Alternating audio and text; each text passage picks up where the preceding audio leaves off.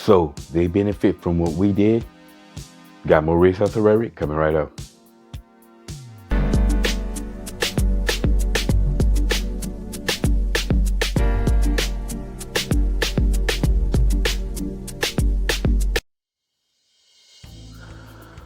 What's up, y'all? Welcome back to Common Sense Logic and Reason. And as always, I want to say thank y'all for joining me today. So I have more rhetoric for y'all. They benefit for what we did is an example of historical crime. Black people constantly clinging to it and crying about the past. Of course, we know why black people cling to the past, because historical crime is one of the three things that black victimhood needs to survive. They can't survive without all three. This is why they always clinging to historical crime and always crying about the past. But just about every group in America that lives in America today are doing well for themselves. Again, the numbers don't lie, the stats don't lie. Even black people who immigrate to America, black immigrants, yes, those tethers, even the tethers are doing well for themselves in America. Now, when I say doing well for themselves, I don't mean that they're wealthy or rich. Okay, if you don't have to be wealthy or rich to do well for yourself. If you carve out a nice life for yourself in America, especially much better than they could have done in their own home country because there's no opportunity, then that's a success. Many of them come here, they establish they have their own little communities, they don't bother anyone, they just participate in the society like everybody else. So that's a success in my book, to me anyway. But there's no evidence of a system stopping anyone. There's no law that anyone can point to say that this law here is oppressing me. At the end of the day, it's only end results that black people typically cry about, or the results of black people's behavior in this system. And that's not a fault of the law. That's a fault of black behavior.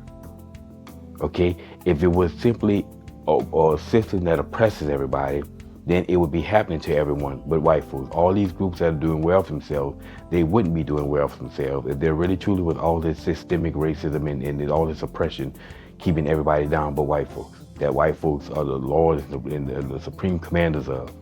That's nonsense.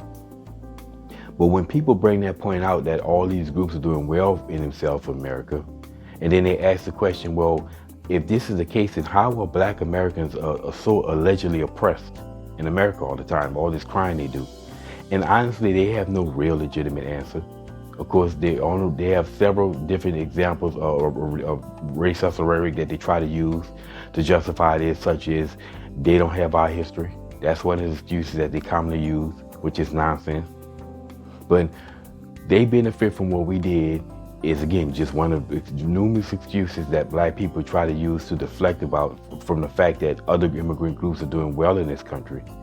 Now, the argument is that, well, these groups in America who are doing well for themselves, they benefit from what black people did, or the black people fought for the civil rights movement. So it was mostly black people who did, which is true. It wasn't just black folks who fought for civil rights, who participated in the civil rights movement, but it was mostly blacks. So they say if it wasn't for what we did, quote unquote, these immigrant groups wouldn't be able to achieve what they did, because they wouldn't have the rights to do so. And I agree that the civil rights movement basically was a movement that pushed for every citizen to have civil rights in America, for people to not be treated like second-class citizens. Here's a problem with that, though. First and foremost, this we nonsense. We ain't fought for a damn thing. The overwhelming majority of black people in America weren't even alive when the civil rights era was fought. Like, you have to be minimum 60 years of age, minimum. And again, that's a stretch, because then you were a child to have participated in the civil rights movement. Like 88% of all blacks alive today are under the age of 60. So most black people alive today did not participate in the civil rights movement and didn't do a damn thing. Okay, I didn't. I'm 52. I know I didn't participate in the civil rights movement. So that's it. So I'm not going to say no we, because I'm not going to cling on to what somebody else did. Ain't no we. We didn't fall for nothing. They did. And then the majority of black people who were alive back then didn't participate in the civil rights movement.